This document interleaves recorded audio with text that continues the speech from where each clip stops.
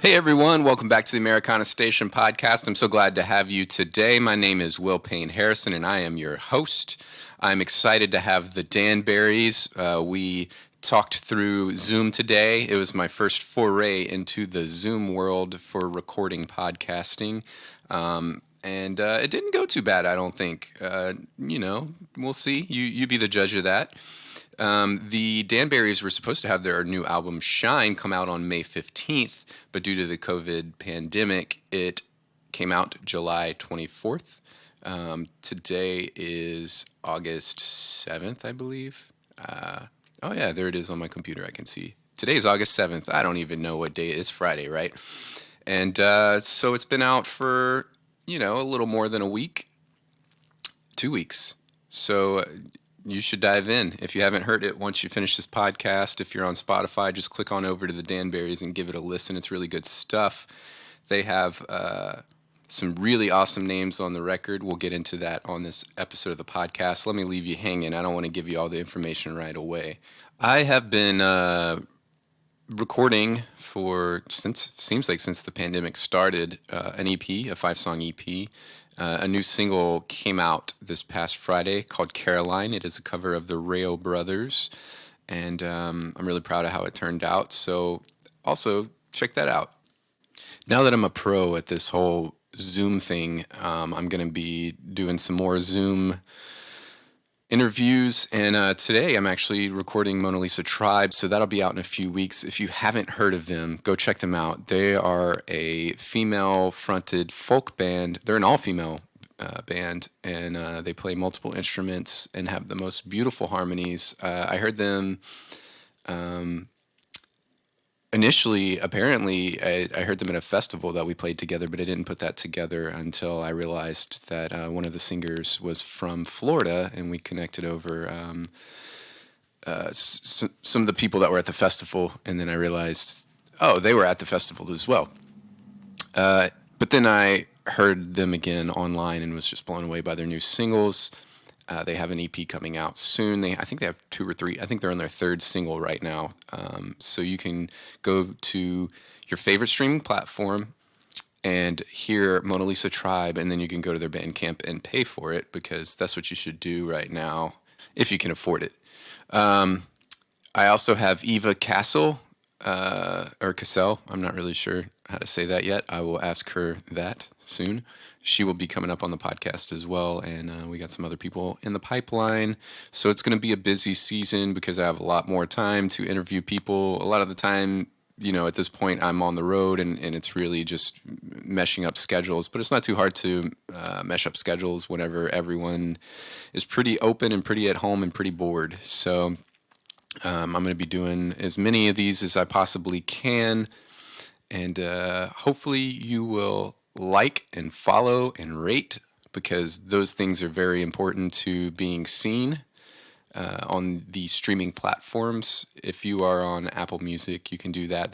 On iTunes Music, you can do that. It's really important. I'm also on Spotify. Well, I mean, if you're listening right now, you know what platform I'm on. But so make sure you rate and review this. That would help so much more than the time in this pandemic when you would just be flipping through your phone, getting angry at politics on Facebook anyways. Just take that 5 minutes of anger and put it towards some helping me out, get some more guests on the show, paying the bills, getting me some more eyes and ears on this podcast. Well, I guess eyes don't really matter. Ears matter more. Anyways, normally I try to mention the stuff that I have coming up, but there's nothing coming up for me, except for one thing that I would love for you to tune in for. Eddie Owens Presents with Jess Jacoy, who hopefully I'll get on the podcast soon. We're going down to Duluth, Georgia for a online streaming performance at their theater. Eddie Owen Presents. They got onto me on Twitter because I said Eddie Owens. It's Eddie Owen. So if you go to, you can, on Twitter, they're EO Presents, I believe, and I'm not sure what all the other things are, but if you just Google Eddie Owen Presents, you will find a link. It's going to be streaming, I believe, on YouTube as well as Facebook Live. So you get to hear Jess Jacoy who is an incredible singer-songwriter here in Nashville and a good friend of mine. I'm hoping to get on the podcast soon as well. And Kate Coleman, who is a Georgia local, and she's going to be performing with us on that event. So tune in. Like I said, it's 7 p.m. Central Standard Time, so 8 p.m. Eastern Standard Time. And it'll be on Eddie Owen Presents, maybe.com, as well as their YouTube page. So check that out. It's pretty much my last show of the year. I haven't had one since I believe February, so it's been quite a while. So it's nice to get out. I'm not sure I'll know what to do, honestly. All right, so here's what you want to do. Check out the Danberrys. Check out my new single. Tune into Eddie Owen Presents on August 21st at 7 p.m. Central Standard Time, 8 p.m. Eastern Standard Time. And like, rate, and review this podcast, and you will be my favorite person in the world. Without further ado, let's get into this episode of the podcast with the Danberrys.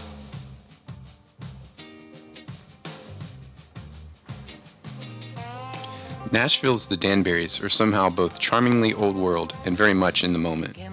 The married couple's rich pastoral blues and muscly folk evolve the big-hearted storytelling of pioneering giants like the Carter family, but could only come now as a mixed offshoot of roots music's ever-growing family tree.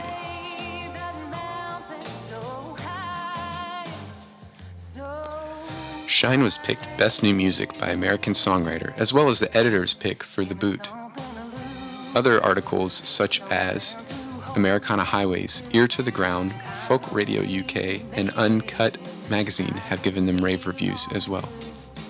Without further ado, here are the Danberrys.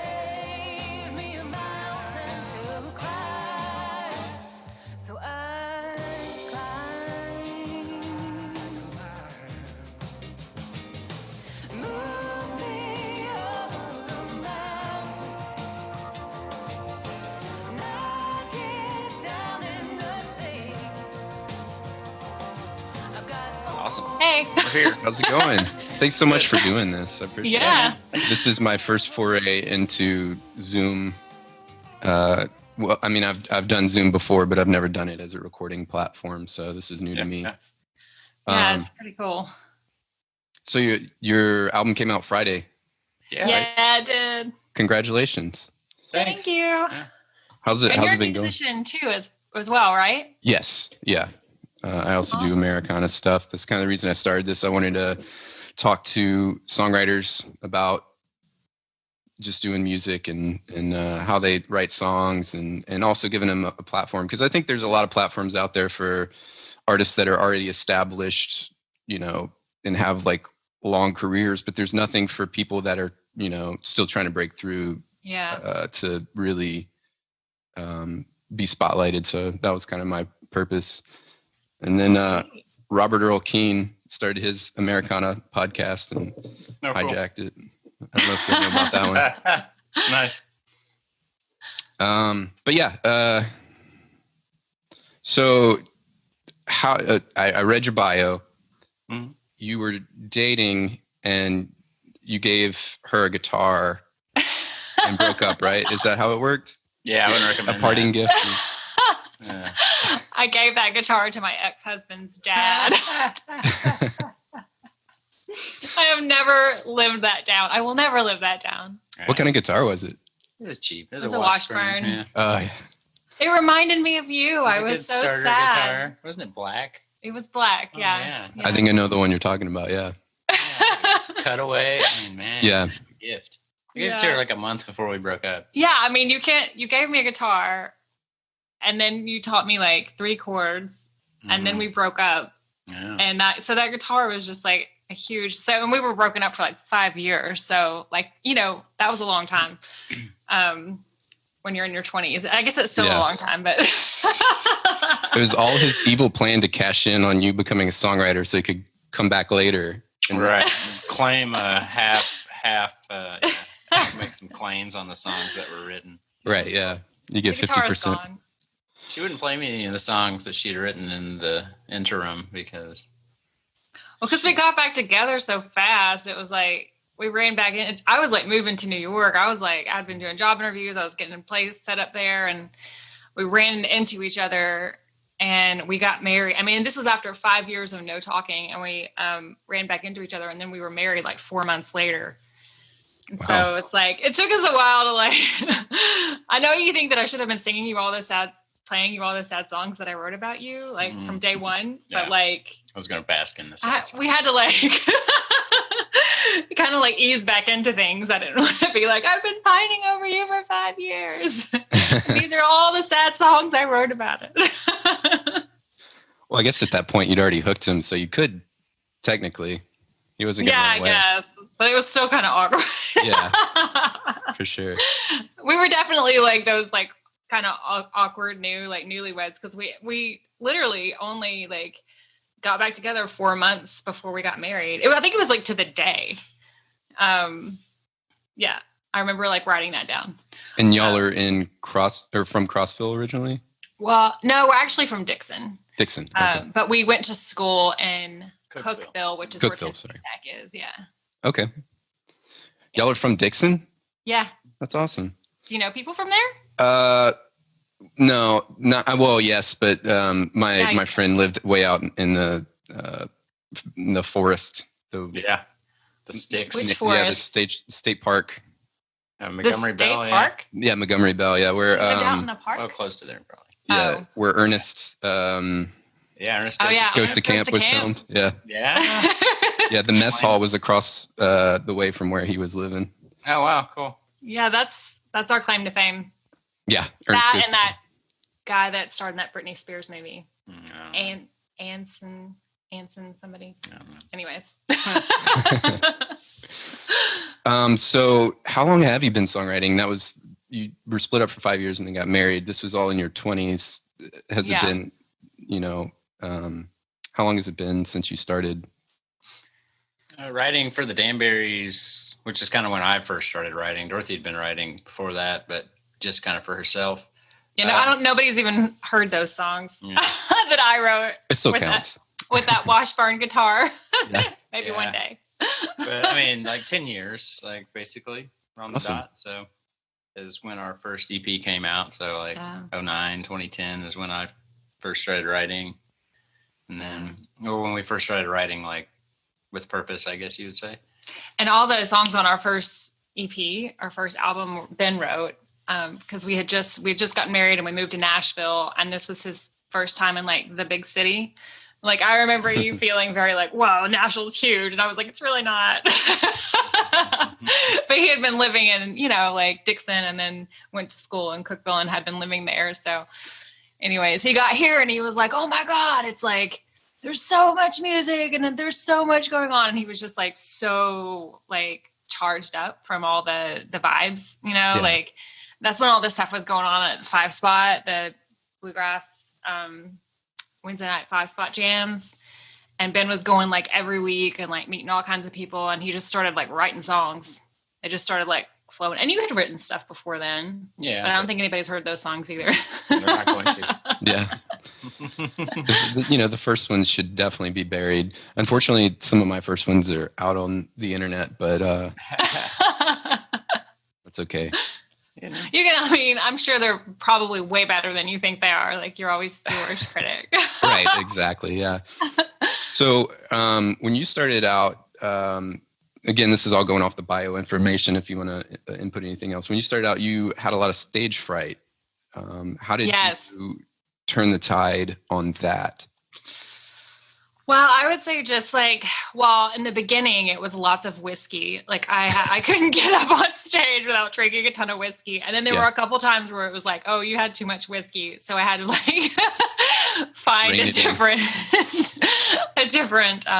method.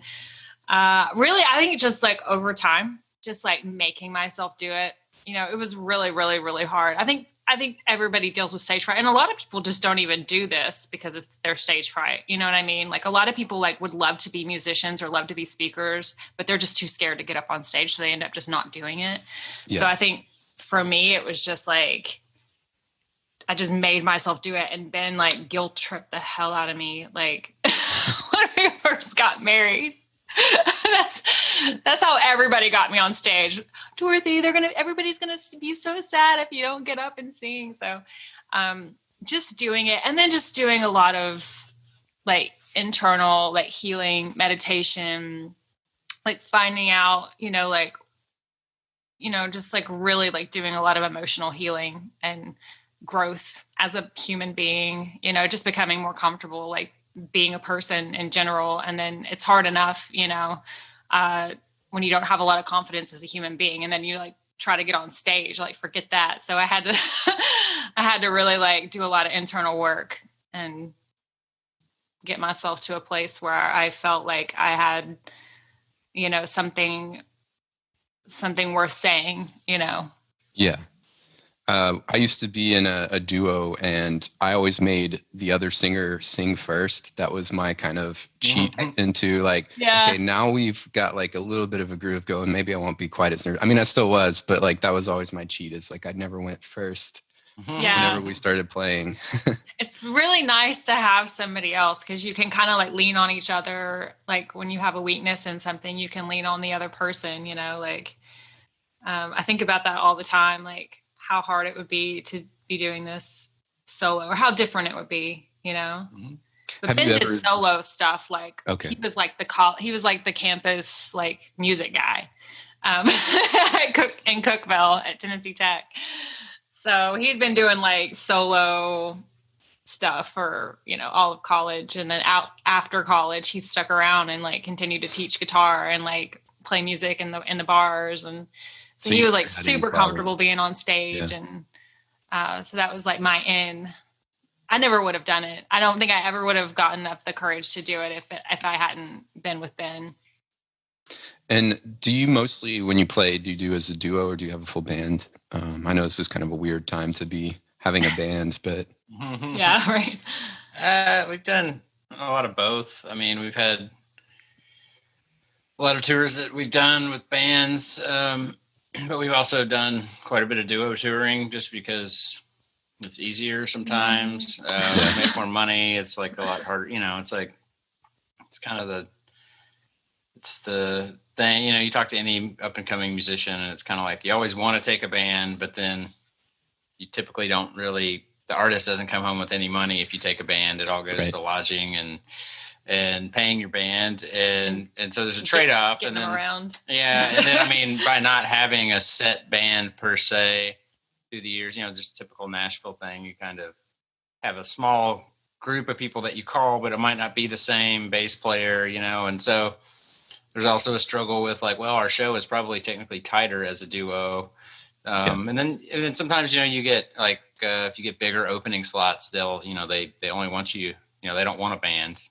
So they just want to duo. So that works in our favor though, that we've been able to do both. But with the new record, we're for sure going to be as much as possible playing it with a band, because it has lots of drums.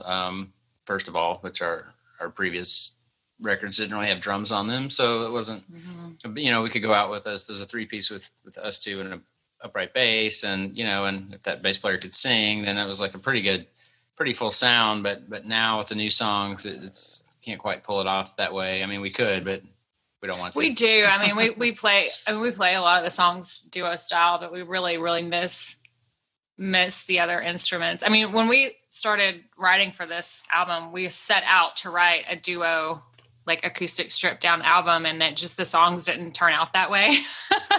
We were like, yeah. Like, just because we knew it would be a lot easier to tour it and play it if we did something that was just smaller, but it's just, the songs just were what they were. And so we felt like we had to do justice to the music, Did you have to shift? I know that it initially was going to come out, I believe, May 15th or something like that. And 8th. Yeah, it's May. It was supposed to come out May 8th everywhere, but it ended up coming out May 15th in the UK. It was a huge mess. Yeah. Yeah. And so then you had to shift the release, I guess, to the 24th. How, with the whole COVID thing going on, how are you dealing with touring? And I mean, are you booking for 2021 in hopes that by then you can book? Or are you just kind of playing it by ear? Like, I have no idea myself. Like, I have some gigs booked where like the promoter and I are both like, well, if it happens, it happens, and I've never experienced anything like this. I'm curious what it looks like on your end. Right. I mean, honestly, we have a few things that we had lined up that are kind of, it's just, they're checking in with us every couple of months, and vice versa. Just like, okay, we still want this to happen. But getting pushed. We don't know when. Keeps getting pushed. So like, it's like, let's talk again in 2 months. And so that's kind of what's going on. And I mean, honestly, I haven't really started actively seeking a lot of 2021 gigs yet, just because it's just, I don't know. Like it's hard to know if, I don't know. I should probably start sending some emails, but it's at the same time, it's just like, no one knows what's going on. And I mean, yeah, it's like the impossible conundrum of right. It's pretty obvious that none of the big shows are going to happen till late next year. Right. From everything that you hear. And then now they're even saying the big shows may not come back till 2022. Really? And it's a bit of for a band like us who, we're this album cycle, normally when your album comes out, you have a push. And so therefore it's easier to jump on festivals and things like that. But with all the festivals being canceled and pretty much booking the same exact lineup for 2020 and 2021, it kind of makes it, there's fewer spots for things like that. But there also are opportunities for us because people are, when things do kind of open back up, I mean, people are going to be fiending for live entertainment.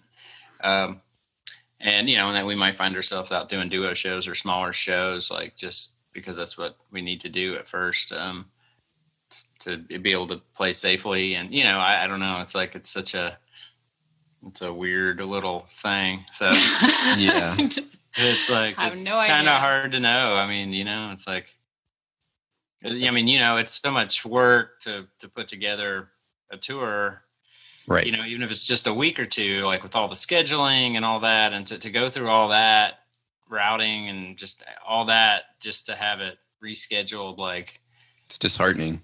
It's very disheartening. Yeah.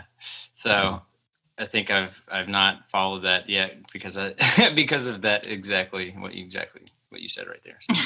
Yeah. It's hard, to even like try to reschedule it, for months I've looked at, emails, and I mean, you have to email the promoters back, but like, it's just been such a, all over the place. I've had promoters that just canceled the show and didn't even email me, and then you just see that like they're shut down. And then you've had the very communicative ones that are like, hey, when are we going to reschedule this? I really still want to have you. It's been all over the place, and there's no like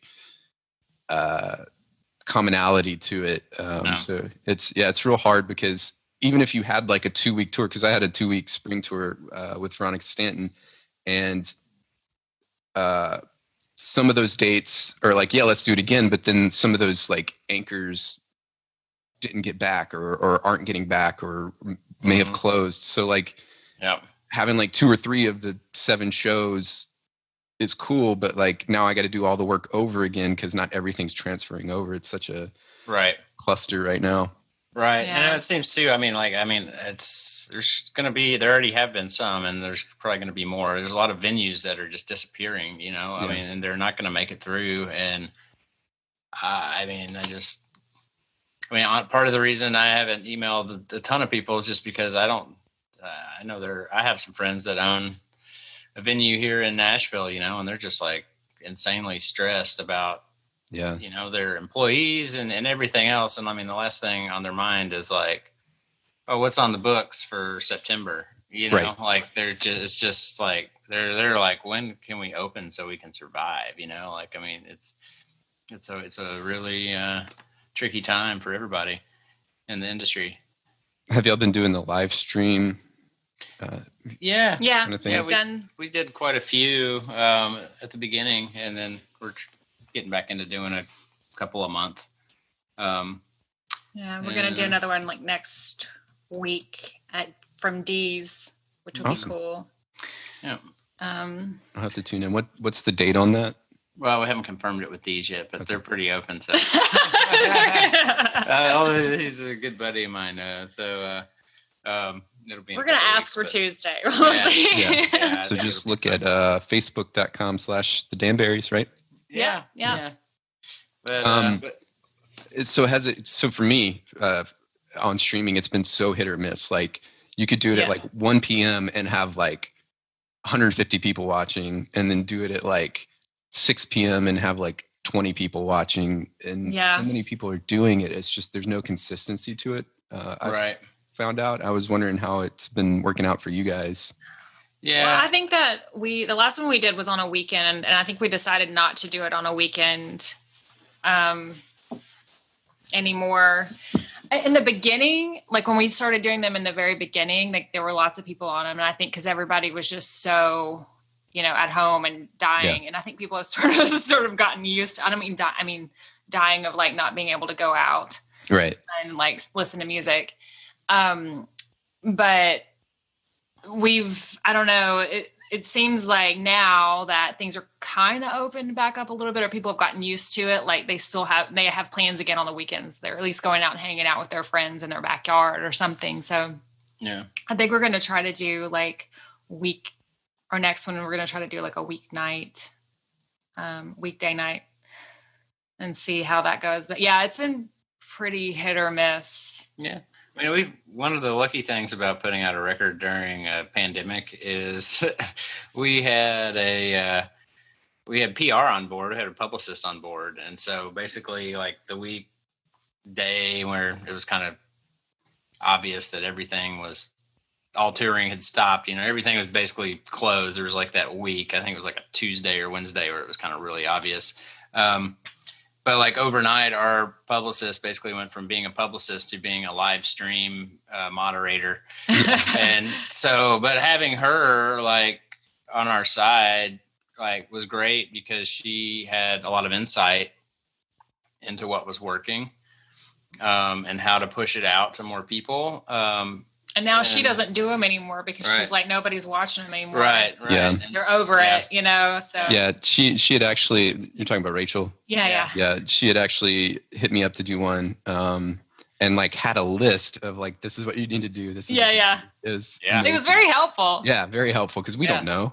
Nobody knows. Yeah, right. No. Yeah. Well, and we'd never gone live on Facebook before. Right. And Facebook changes how it all works every month or so. Yeah, anyway, they changed it since the last one that we did, and we had made a cool frame, that has like the Danberrys and like the tip jar. Yeah. And so we pull it up for our last live stream, and like they've changed the whole thing, and so like the Danberrys was like right across my face. Like we didn't even know, and so like we were just like playing, and people were like, "Can you get that off your face?" Mm-hmm. Oh, and we were like, "Actually, that's really hard. We'd have to stop the video." Right. Like, Facebook, why? It's.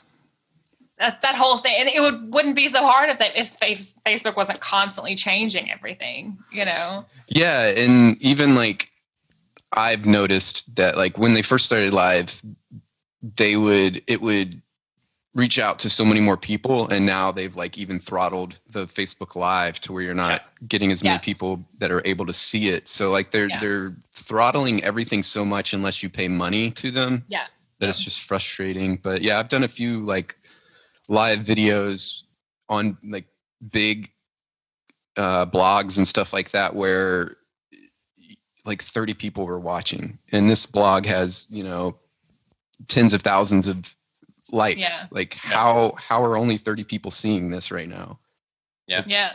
Crazy. Facebook. Throttling it like throttling you said. Everything. One of the things in the bio, it talks about you had thoracic outlet syndrome where your arm stopped working when you were 24. Yeah, it's called thoracic outlet syndrome. Thoracic outlet, yeah. And basically, when you get a diagnosis for a syndrome, it just means like you have a bunch of symptoms and we don't know really what's causing it. So like, it's not a real diagnosis. I mean, it kind of is, but basically I just like your brachial plexus comes out of your brain stem, and it's like a bundle of nerves and blood vessels, and it comes out of your brainstem and then goes through your armpits. Basically, is where your thoracic outlet. It's like where your first rib and your clavicle meet. And so the brachial plexus was getting crushed in both of my arms. So yeah, it really sucked. It was awful. I mean, it was hell. That's why she started playing tambourine. Yeah, that's why I started playing tambourine. I was going to ask, how did that guitar. affect your songwriting if you couldn't play guitar? Well, I couldn't play guitar. I remember the day too. And this was actually like before Ben and I had gotten back together, because that's all I did. Like, I was working at ENY, I was an auditor, and I would like come home from work and I would play my guitar and sing until, midnight or whatever. And then I would just put it up and like go to work, come home, play all night by myself again. Like, that was my routine. And it got to the point where like I just couldn't play the guitar anymore. It hurt too bad. My fingers weren't working right. And I remember the day that I like put the guitar in its case and shoved it under my bed and I kicked it. I was just so mad. And I didn't handle it very well in the beginning. I was just mad Yeah. at the world. Like, I wouldn't even listen to music. Like, I couldn't even turn the radio on. It made me so mad. And it was very just, I don't know. It took a lot. It took like, Ben, I swear I've said this a million times, but I really think that he's sort of a guardian angel for me. Cause he kind of came along at a time when I was just really like spiraling. Cause I couldn't do my thing. That was my release, and, he kind of pulled me up and, he was like, well, let's just move to Cookeville. Cause we had moved to Nashville when we got married. He's like, let's go to Cookeville and I'll, like pay all the bills and you just like figure out what's going on. Because this was after I had like, right when we got back together is when Vanderbilt told me, basically, we can take out your first rib and that's pretty much all we can do, because I had been through their whole like physical therapy thing and nothing was working. And it was just getting worse when I would go to physical therapy. And so I was kind of in this place where I was like, well, Vanderbilt just told me that I was going to be disabled for the rest of my life and everything sucks. Yeah. And here comes Ben and we get back together and he's like, let's just move to Cookeville and you focus on, figuring out what this is, because we're not going to take this lying down, and so that's what we did. And I just started really getting into like alternative medicine then. Like, we had a friend who was a massage therapist. So he kind of cracked the door open for me. And then I blew it open after that. Just started, I even went to massage school at one point. I've done everything: acupuncture, craniosacral, acupressure, just meditation, a lot of therapy, because really, just like healing from childhood stuff is really what ended up really healing it. I got relief from the pain for the first time doing acupuncture. But it took, I want to say it was probably around 7 or 8 years before I realized one day, like, oh, wow, my arms haven't been numb in a while, Yeah. So it was like a long period of time when I really struggled. There were days when I could play the guitar, and then other days I just couldn't. And so I never felt like I was like not rusty, because I couldn't ever just like play all the time. Yeah. And so during that period, I started playing tambourine, which ended up being like a big part of our show. Because I don't know have you heard of Blue Mother Tupelo? Yes. Yeah. So I saw Michael play right at the beginning of I think maybe before we released our first EP, and I just got obsessed with it. I was like, I didn't know you could play the tambourine like that, So I bought like 30 tambourines and locked myself in the music room where we are right now and just like jammed out to like Lettuce and Dr. John and the Meters and like all the New Orleans funk, and just probably drove Ben insane. And like actually like practiced the tambourine, which is something, a lot of people don't know that you need to do. Sit on the 2 and 4. That's all. Right? Yeah.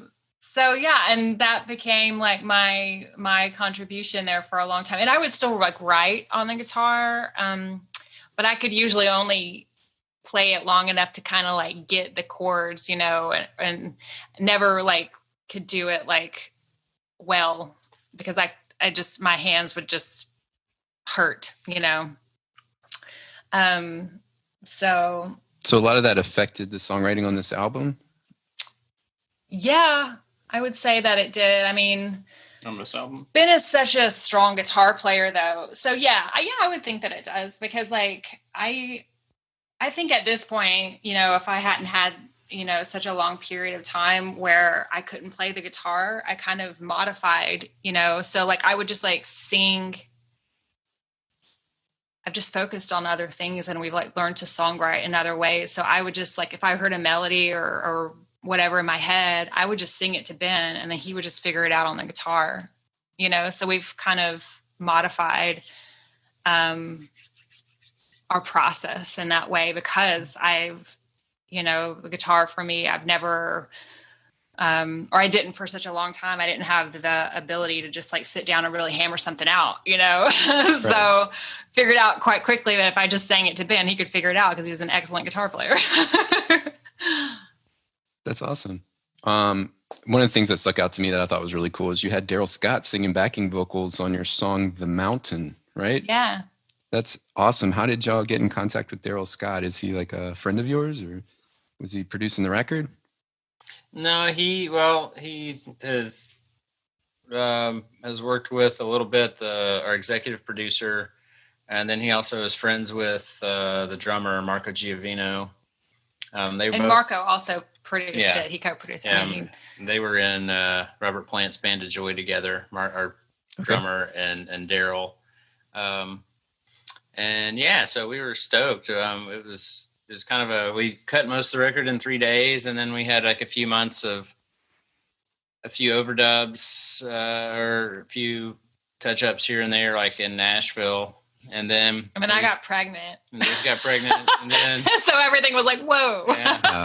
So everything paused for a minute. Then we spent like 7 or 8 months kind of waiting for, like we wanted someone who like we liked, who kind of had a bigger name to like hopefully be a part of the album, and different folks that we were working with were like, oh, we think we can get so-and-so and so-and-so.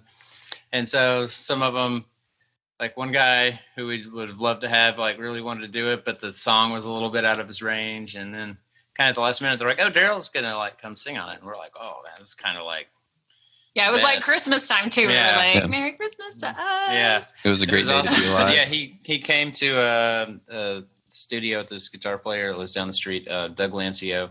He's a great guitar player and a recording engineer. And yeah, Daryl met us at Doug's and came in and just kind of really just had a good time with it and was super awesome. And really what great studio guy. were y'all recording at?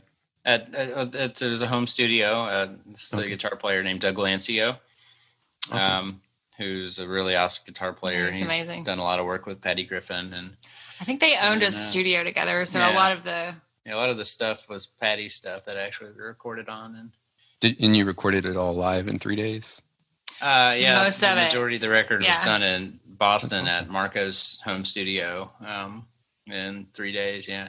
Yeah, it was very different. Like we were used to like taking our time, like comping vocals. Like it was really like, for me, it was kind of shocking for Marco to be like, no, that's the take and that's your vocal take. I'm like, I can't go in and fix anything, He let me do a little bit of that. I love it.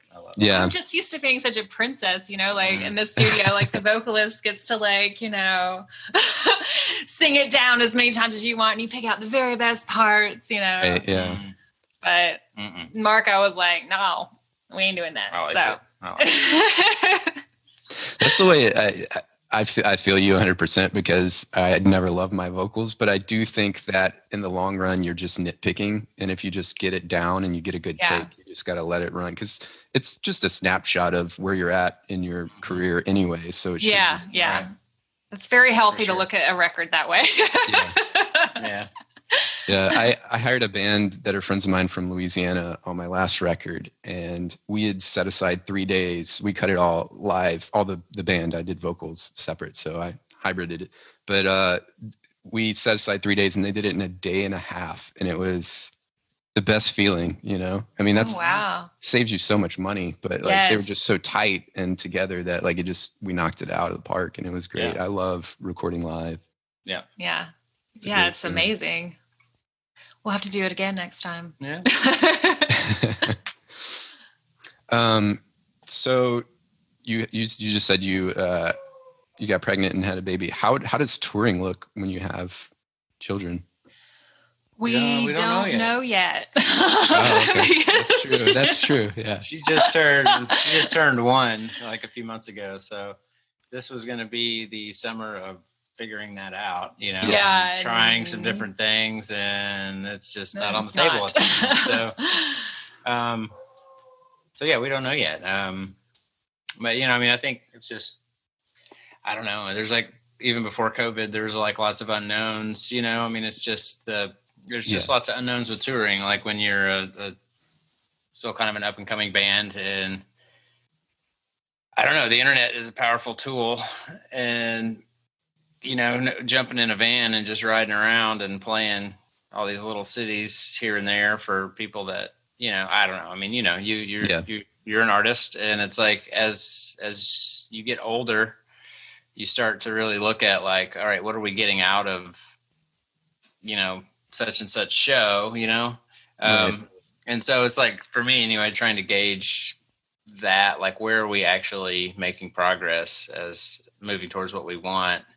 And where are we just like playing a show for literally money and because we like to play, and really nothing else outside of that, you know? And so it's like kind of trying to find that balance. And then you throw a child on top of it, and it's like, okay, well, what's worth it to be away from her? Or like, you know, do we take her with us and like bring a nanny, which is kind of what we were leaning towards, you know? And I know some other bands that have young children that have done touring, you know, and a lot of them typically, you know, they play in markets where they played a lot, and they have, you know, become friends with people that will host them, you know, and let them, you know, bring the baby. And it's like, they'll go do sound check and then go back to the host house and put the baby down for sleep. Then they go play the show, and they come back. And I mean, it's like, you know, you got to get creative. So yeah. Especially when you're playing smaller markets, you know, because you don't have the luxury of making lots of money to have that sort of in your rider or right. Yeah. I need a nanny in the green room, please. Right. Yeah. Right. No doubt. Do people put that on their rider? I mean, putting like we need a nanny. all blue M&Ms on your rider, I feel like you should be able to put a just nanny. like the door guy will do. You know? Yeah, the door guy. Oh my God. No, I'm just kidding. Bad joke. What you know, you it seems like you're very focused on like you said, there's other doors to be open other than touring. Now it's kind of a forced hand. Regardless, you can't really do touring until 2021 pretty much. What has been, you know, I'm going to read a couple of quotes, not quotes, but you got chosen Best New Music by American Songwriter, and you were the editor's pick on the boot. What has been some of the best press, or like the biggest accomplishment that you've had during this time with your new record, Shine? I like this one from American Songwriter, so I'm going to read this one. Nashville Americana duo, the Danberrys, are leaping outside of their usual comfort zone with new writing experience, one that can do together with a splash of New Orleans flair. Yeah. I think that was Macy Bennett from American Songwriter. I would listen to the album just based on that quote. Yeah, we got a lot of really good reviews. I mean, that was awesome. You know, it sucks when you get, I mean, we only got like maybe a couple of people who were like, oh, we like the last one better from the UK. But like when you get a bunch of really nice reviews and people are saying really nice stuff about it, it's like, it makes it feel like it's worth it, you know, like all the effort that you put into it, because you put so much into it. This record is like very different than any other record we've made. Like our older records were acoustic oriented, little bluegrassy, artsy kind of, you know. And this record is not. I mean, it's just more electric, you know, a little more rock and roll. It's very different, and so we were kind of like, we knew how there are was people going to be some reviewers, you know, that really like the acoustic, you know, side of us that were going to be like, but you know, we didn't really care. We're not, at the end of the day, and I think most of us making music or being artists aren't, you know, or hopefully making what we're drawn to make, you know, or like whatever just kind of comes out. At least that's how we are. You know, we don't really sit down and be like, we're going to write a song about the train that drives through town every night at midnight. You know, it's like we kind of just pull from the air and from our experience, or from experiences. But I mean, it is nice to you know, to read things. And I mean, I don't know, like honestly, like at this point, there's been so many reviews come in. I'm the one who does all of that. I don't really, I read them, but like, I don't really like good or bad. I don't really like take too much stock in it either way, honestly. Like I'm the one who puts them on our website and reads all of them and pulls the quotes. So right. So I'm the one who. If Bob Dylan you know, comes out and says he really likes a song that I write, that I would probably. You'd read that one. With me. I would remember that one, but no, I mean, like, you know, I don't know. It's cool. We've had a lot of comparisons to Fleetwood Mac on this record, which I never really thought about. And the more that it happens, I'm like, okay, I could see some of the music's a bit darker, in a way, and so I see that, and that's kind of a cool comparison. You know, they did pretty good. Yeah. So how do y'all write? Do you write as a duo? Do you write separately and then bring pieces to complete it? How does that? We kind of write separately, and then we, for this last record, we kind of brought things that we already had, and then we finished them together. To start it off, but then we wrote. But then we wrote the songs together. Like we just have a little piece, but before this record, it was pretty much all solo writing.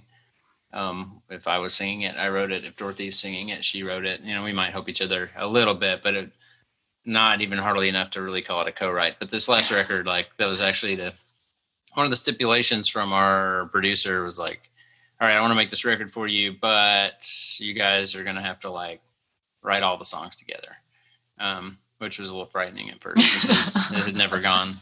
That process had never worked in the past. So, but it did this time. Yeah. You know, it was kind of amazing how that works. And like now we don't want to write songs without each other. But yeah, the first like 3 or 4 tunes. Well, I think we wrote 4 songs with John Weisberger, but I think only 3 of them ended up on the record. But to get going writing, because we were like, we have to write together. What does that even? How do we do that? So we got a third party. I don't know if you know John, but I don't know. He's a great. He writes a lot of bluegrass songwriter, and that's how we knew him. A lot of bluegrass songs with all kinds of folks, like from traditional bluegrass to Molly Tuttle or Billy Strings, or you know, and not just bluegrass. He writes with other people, but he's known for writing in the bluegrass world. But I think that was also probably, you know, fun for John because he does write a lot of bluegrass, and these weren't bluegrass songs. You know, so he kind of helped us finish some songs and showed us how we could be civil and as a married songwriting couple.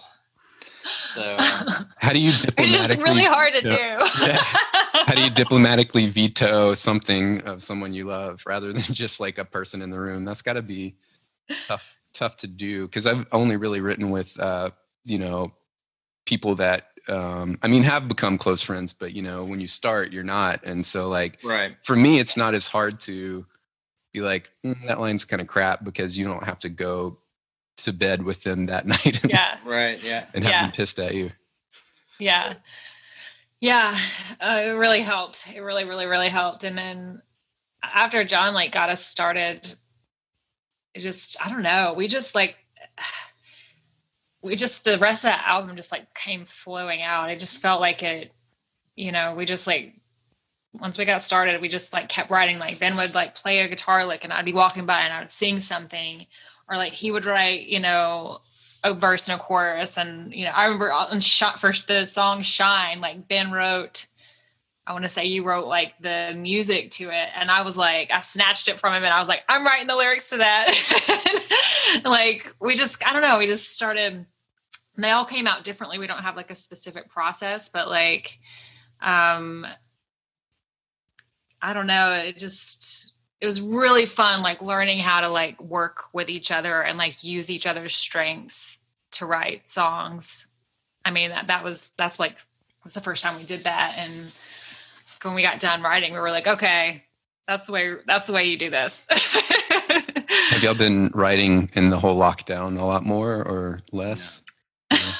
A little bit. We did in the very beginning. But then when playing a little bit, but when you have a 1-year-old and you can't, there's like nobody to watch the kid because everybody's in lockdown. That's what you do is you watch your kid. So, yeah. It's been interesting talking to some of my musician friends. It's like they've definitely been hot and cold with playing in the whole lockdown, and I mean, I think for some of them, it's like, that some people that are sidemen, like that for some of them, it probably felt nice to not like really play for a week or two for like, and not feel the pressure of, bills are coming up.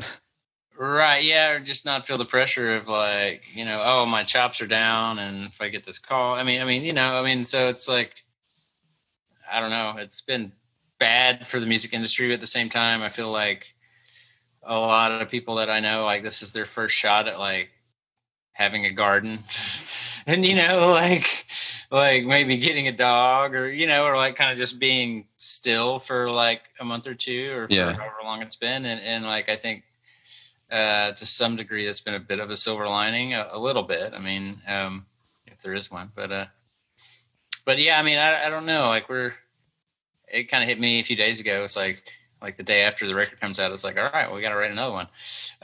Cause I think, like that's how especially with touring, just not even possible. I mean, even when touring was possible, I mean, it's like you spend all this time to put out a record and then the record comes out and then like, what do you get? Like 2 months, maybe. Yeah. And then it's kind of like, oh, okay, well that's old. So, I'm kind of getting fired up to write the new record and figure out what that's going to sound like. So I'm really, this is my favorite part of the whole deal is the writing part. Yeah. That's my favorite part. Yeah. It's interesting because I'm coming out with an EP. And so I've been just tracking all the songs in my home studio as I like either write them or I'm revamping some old songs and stuff like that. And then I'm also like writing for a record that I hope to put out next year. But like, it's so hard. Like I've probably only come up with like one good song a month for the last 4 months, and it makes me angry because like I have so much downtime and here I am playing Fortnite for 3 hours instead of using that energy to write a song. But it's just sometimes it's exactly what you said. Like I don't have to worry as much about my chops on songwriting because it's like, well, this is pretty much indefinite right now. So somewhere in your brain, you're like, it's time to relax. But it's also that like drive that musicians have is also there. That's like nagging in the back of your head to like continue to do the process. I'm always curious how that's working for other people in this whole COVID situation. Well, we'll have to, I mean, when you have a kid, everything has to become very like scheduled and planned. So we've been like so busy with the album release stuff, like for the past couple of months. So, now like once we still have some things coming out, like we just started a radio campaign and there's still a couple of videos that we have to release. So there's still some things that we need to do, but like once it's like go time to start writing for the next album, we'll probably be like getting a babysitter and like having like set scheduled time to write, which is so different from the way we used to operate. It was just like, just like whenever the it hits you, you just kind of like do it. But when you have a kid, it's like, yeah, that's part of what we learned in learning how to co-write too. Was like, like when we learned how to co-write and we worked with John, it's like that was, we had a time booked, a few weeks out, and we'd go meet, and it's like, okay, it can be this way, it's like we don't have to be hippy dippy, super organic all the time. Right. Do you plan on doing more co-writing with other outside people for the next record? Maybe. I don't know. We haven't thought about it. I don't know. We haven't thought about anything except for getting the record out. So. Yeah, I understand that. Yeah, I don't know. I want to. Yeah, I think it'd be cool. Yeah. I don't know. Who knows? I have to admit, I'm not jealous that y'all are putting a record out during this, because it's like I am very impressed by everyone's ability to navigate it. I've seen a lot of people do some really cool things that, like, I just don't know that I would have the energy to do in this situation. So kudos to you guys for really pushing this album and doing a great job at it, getting some amazing press and just writing really good songs. It's awesome to see, and I hope that everyone that's listening will go check out their new record. Cool. Shine. Appreciate you. Yeah, man.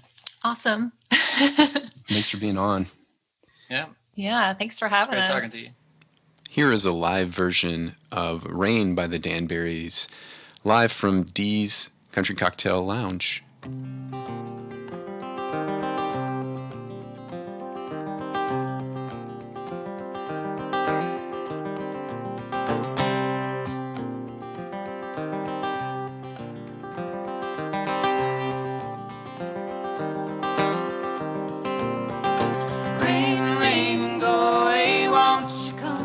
Someday when we need it more than now, when the land is without rain, rain, come again. Won't you be our best friend?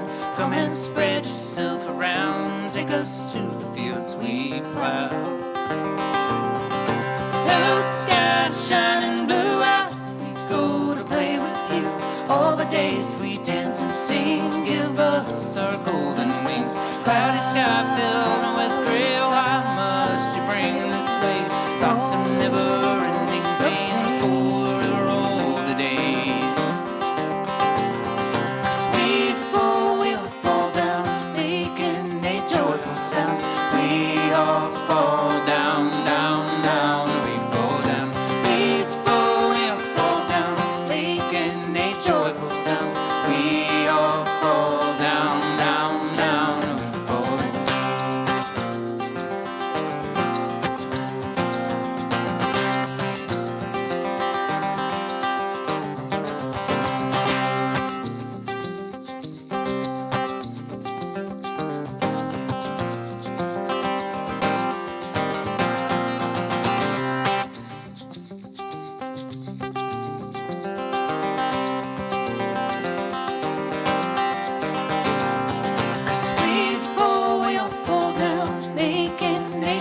Sound. We all fall down, down, down. We fall down. Darkness comes and brings the night, so takes away the light. In the shadows, creeping fast, all the things that could not last. Let the night like a star brings the light, a whole new power.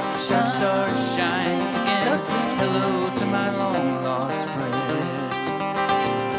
'Cause before we all fall down, making a joyful sound, we all fall down, down, down. We fall down. Before we all fall down, making a joyful sound, we all fall down, down, down. We fall down.